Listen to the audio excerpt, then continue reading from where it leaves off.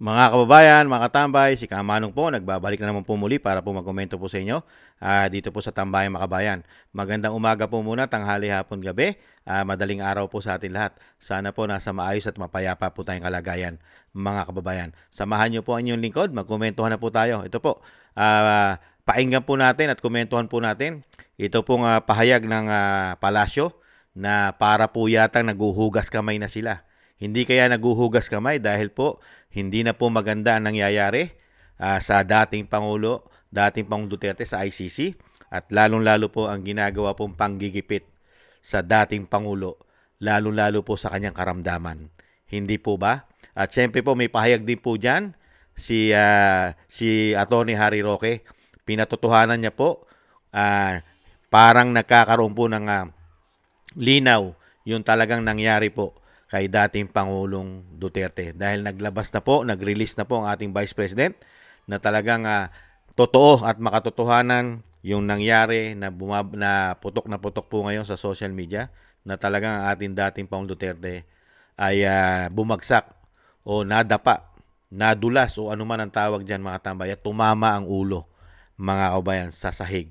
Yan po ay lininawin din po yan ni Atty. Roque, mga kababayan. Unahin po muna natin yung palasyo na naguhugas kamay po yata dahil pinabulaanan po nila yung sinasabi po ni Atty. Kaufman na ang tumututol lalong-lalo po sa pansamantalang paglaya ng dating Pangulong Duterte na hindi pa siya convicted at wala pa siyang kaso at lalong-lalong wala siyang kaso sa Pilipinas, mga kababayan, na inuusig siya ng batas. Pakinggan po natin ang balita. Ipinaalam ng kampo ni dating Pangulong Duterte sa ICC na hindi umano tumututol ang gobyerno ng Pilipinas sa kanyang posibleng interim release. Sa dokumentong isinumita ni Atty. Nicholas Kaufman sa ICC kahapon, binanggit niya ang pahayag ni Palace Press Officer Claire Castro sa isang media conference. Ayon daw kay Castro, tatanggapin ng Administrasyong Marcos ang anumang desisyon ng ICC. Hindi ito itinanggi ni Castro pero sinabi niyang binapaluktot umano ni Kaufman ang katotohanan. Aniya, walang kinalaman ang Malacanang sa kanilang hiling na interim release para kay Duterte. Pero bilang bahagi ng legal na proseso, rerespetuhin daw ng gobyerno ang anumang desisyon ng ICC. Matatanda ang ipinagpaliban ng ICC ang hearing para sa confirmation of charges laban kay Duterte noong September 23. Hindi raw kasi maayos ang kalusugan ng dating Pangulo ayon sa kanyang kampo. Wala pang desisyon ng korte tungkol sa posibleng pansamantalang paglaya ni Duterte. Mga kapatid, yan po mga tambay. Yan po ang pahayag po ng palasyo sa pagsasalita po ng Yusek na wala po silang kinalaman sa pagpigil ng interim release, mga kabayan. At sa tingin nyo po ba maniniwala po ang mga Pilipino dyan? Sino po ba may kinalaman para mapunta ron ng dating Pangulong Duterte? Kaya po ngayon nagkakasakit at humihina. Sino po? Tayo po ba nagpadala ron? Tayo po ba? Kaya nga nagkaganyan ng dating Pangulong Duterte dahil pinatapo nila eh. Kidnapping pa nga ang ginawa. Ginastusan ng pera ng taong bayan. Hindi po ba? Tanga na lang po maniniwala dito ngayon. Mga bobo na lang po maniniwala sa mga pahayag umano ng palasyo. Naguhugas kamay po mga tambay. Pero ang totoo, sila po ang punot dulo. Sila ang gumawa. Hindi po ba? Ito po mga tambay. Pakinggan po natin si Atty. Harry Roque sa nangyari po doon po sa sinabi at statement po at nasa social media na po mga tambay yung pahayag po ni Vice President. Totoo po yun mga tambay na talagang ginigipit po ang pamilya Duterte lalong-lalo po ang ating dating Pangulo mga tambay sa sitwasyon niya ron. Pakinggan po natin si Atty. Roque mga kabayan. May katotohanan po talaga na ang ating dating Pangulo ay nadulas at talagang tumama pa ang ulo mga kabayan. Ayon po ito kay Atty. Roque, mga kabayan. Ay, magandang araw po sa inyong lahat ha. Maikli lang po itong ating Spokes Hour dahil nag-aantay na sa aking sundo, no? Meron isa kasing network na nais akong interviewin, sabi 12 noon. Naku, na-late na po, no? Anyway, nag-issue na po ng statement si VP Sara na humihiling sa ICC na kailangan na talagang aproban ang interim release ni Tatay Digong sa ibang bansa, hindi po yan sa Pilipinas, no? At ito po ay dahil sa katotohanan na sang-ayon kay VP Sara, hindi mapangalagaan ang kalusugan ni Tatay Digong sa detention facility ng ICC.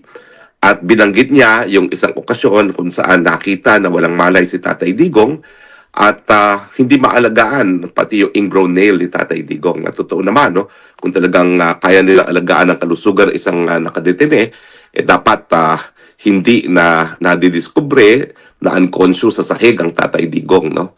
At dapat siguro naiwasan yung ganong mga pangyayari. Well, ang sasabihin ko lang po, hindi ko po nakakausap pa si Inday, si VP Sara. Hindi pa po kami nakipag-ugnayan kung pareho ang tinutukoy namin. Pero mga mahigit isang buwan ang nakalipas, nakapanayan ko po isa nagtatrabaho sa detention facility. Ang sinabi sa akin nung empleyadong yon, kung naalala nyo, merong report minsan na nailabas daw si Tatay Digong panandalian sa ICC Detention Center.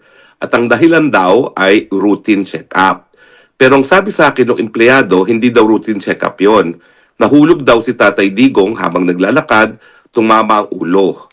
At dinala nga sa hospital para masigurado na walang danyo sa kanyang katawan, no? At ang rinig ko, binigyan din siya ng tinatawag na MRI, no? Kung titignan kung merong apekto sa ulo dahil tumama daw pong ulo. Now, ang request naman po ng tao, ipagbigay alam ko raw sa pamilya dahil hindi niya alam kung sinabi sa pamilya itong pangyayari ito kay Tatay Digong, no? At ako naman po ay sinunod ko yung request, pinarating ko po yung impormasyon na yan kay VP Sara. Hindi ko po alam kung ito yung impormasyon na sinasabi ngayon ni VP Sara, no? Basta ako, pinarating ko sa kanya at iniwan ko na po sa kanya yan kung anong gagawin niya sa impormasyon na yan dahil alam niyo naman po, no, anything about health is covered by the right to privacy, no? So bahala na ang pamilya mag-process ng ganyang impormasyon kasi hindi ko naman alam kung talagang hindi sinabi sa kanila, no? At hindi ko naman tinanong. Basta ako sinabi ko yung impormasyon dahil yan naman yung pinangako ko dun sa informante na nagsabi sa akin. So, ulitin ko po hindi ko alam kung parehong tinutukoy naming okasyon ni BP Sara, pero may ganyang impormasyon po na pinarating sa akin na ang request ay iparating naman kay BP Sara. At bahala na po si Inday Sara, si VP Sara mag-confirm kung kapareho kaming insidenteng sinasabi, no? Pero ang malinaw po talaga, kung talaga nangyari ang insidenteng yan, talaga pong bagamat meron silang clinic dyan sa detention facility, hindi po sapat yung clinic na yan para pangalagaan nga po ang kalusugan ni Tatay Digong. In fact, gaya na aking sinabi sa aking title, mukhang banta po sa kalusugan ni Tatay Digong ang pananatili sa detention facility, no?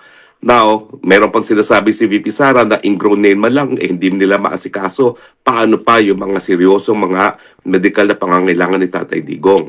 Ang katotohanan po at 80 si Tatay Digong, kailangan na talaga ng 24-hour assistance, no? Kailangan na ako hindi full-time nurse, caregiver. Kasi ako naman po, nag-alaga rin ako ng mga magulang ko, ng aking tiya na matandang dalaga. Talaga naman po when they hit 80, meron akong isang midwife na talagang nag-aalaga sa kanila. One at a time lang naman po dahil hindi naman sila sabay-sabay na. Yan po mga tambay, may katotohanan po yun. Talagang kailangan na po ng full-time na magbabantay sa ating dating Pangulong Duterte. At talagang yan po, meron na po palang aksidente talaga.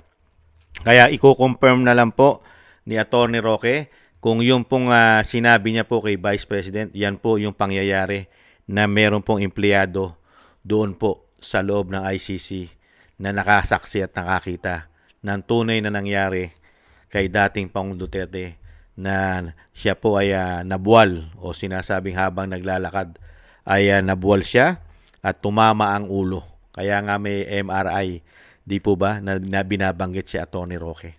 Talagang kulang na kulang po ang pag-aalaga at pagtingin sa dating Pangulo. Kasi wala po siyang sinasabi po natin na yung sinasabi po ni Atty. Roque na 24/7 sana may caregiver man lang nagpapalit-palit, di ba? O kaya nurse na tumitingin po sa kanya.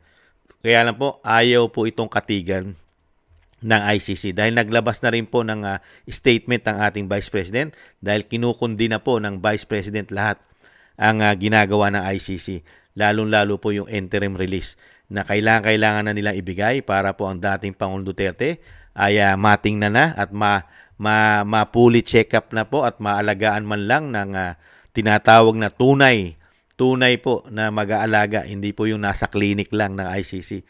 Ospital po ang kailangan dyan. Talagang kailangan po ng ospital at kailangan po ng interim release. Kaya lang po, ang ICC po ay hindi pa po umaaksyon. Kaya nga po nakapagsalita si Attorney Capman na ang iniintay yata ng ICC ay ang approval ng Malacanang sa Pilipinas.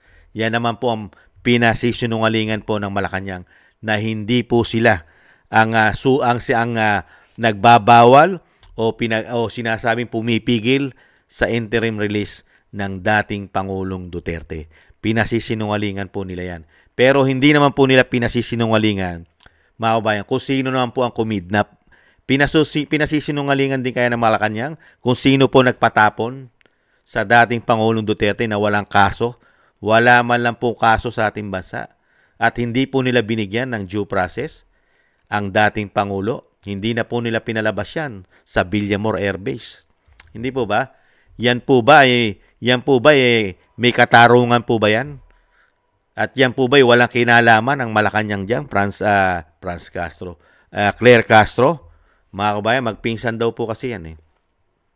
Kaya po dito po mga tambay, dahil nga po ang ginawa po nila sa dating Pangulo Duterte ay hindi po katanggap-tanggap yan sa mga matitino, sa mga matitinong Pilipino na sumusunod po sa tama at ang gusto po'y tama. Hindi po ba? Yung ginawa po nila, mga kabayan, grabe po yan. Hindi po yan katanggap-tanggap sa mga Pilipino. Isa po yan paghuhudas at pagtitraidor, mga kababayan, dahil po sa kapangyarihan.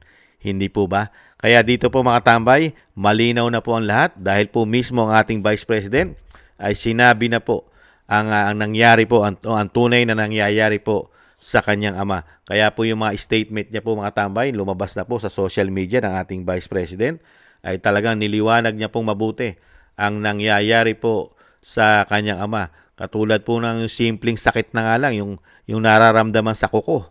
Di ba? Hindi pa nila masolusyonan.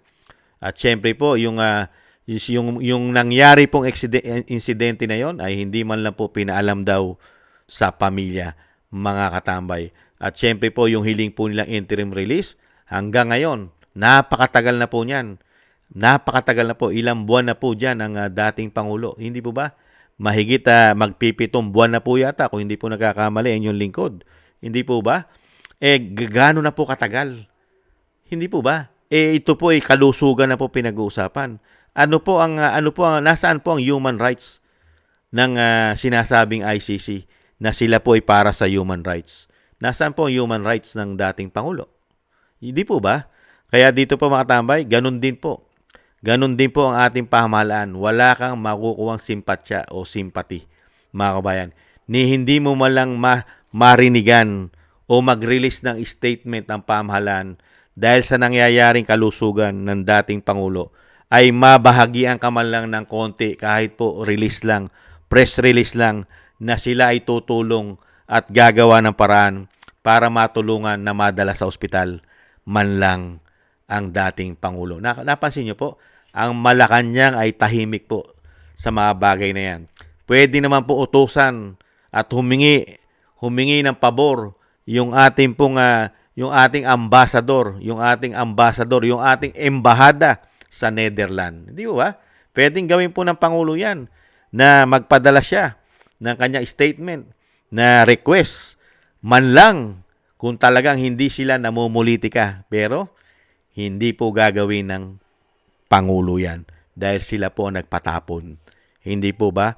Kaya lang bilang Pilipino, natural na po sa ating mga Pilipino dahil sa mga nagdaang presidente, hindi po kasi ginawa yan. Never pong ginawa yan sa mga nagdaang presidente na wala kang simpatya sa Pilipino. Lalong-lalo po kung yung Pilipino ay naglingkod sa bayan na maayos ang ginawang paglilingkod ng 6 na taon bilang Pangulo. Samantalang yung Pangulo ngayon, wala pang magandang paglilingkod na ginagawa sa ating bayan. Mahigit 3 taon. Anong paglilingkod? Korupsyon? Pamumulitika? Issues sa pulburon? Buong pamilya yata merong issue niyan. Ikumpara mo doon sa pinatapon. Ano ang ginawang paglilingkod nung pinatapon? kisa ngayon sa nanunungkulan. Hindi po ba? Nakikita nyo po yung comparison. Kaya lang, wala kang aasahan eh.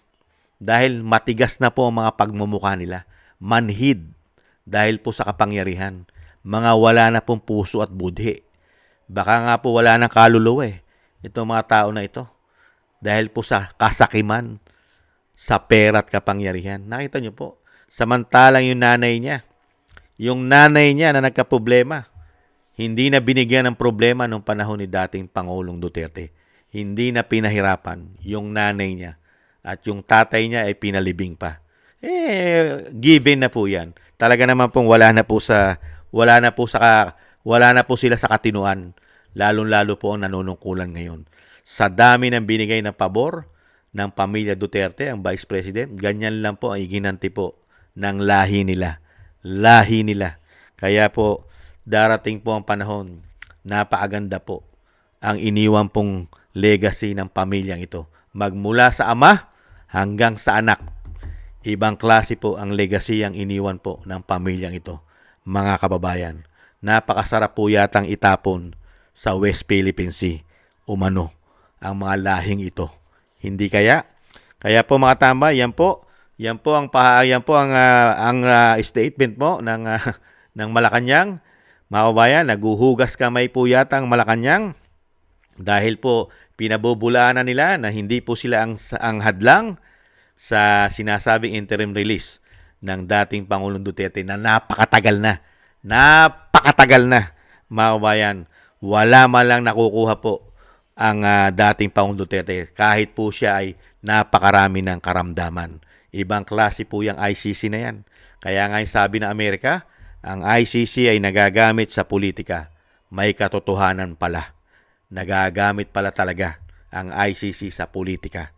Lalong-lalo na kung may pera pa yata, mga kababayan. At syempre po, pinatotohanan din po ni Atty. Roque ang sinasabi po na yung isa, kung yun man po yung sinasabi ng ating Vice President, mismo po si Atty. Roque pala ang pinagsabihan nung yung isa po na nagsabi sa kanya doon sa loob ng facility po ng ICC, mga kabayan. Siyempre po, tayo po mga kabayan, ang maitutulong po natin sa ngayon sa ating dating Pangulo ay ating pong puspusan at talagang dire-diretso po at walang patid na panalangin.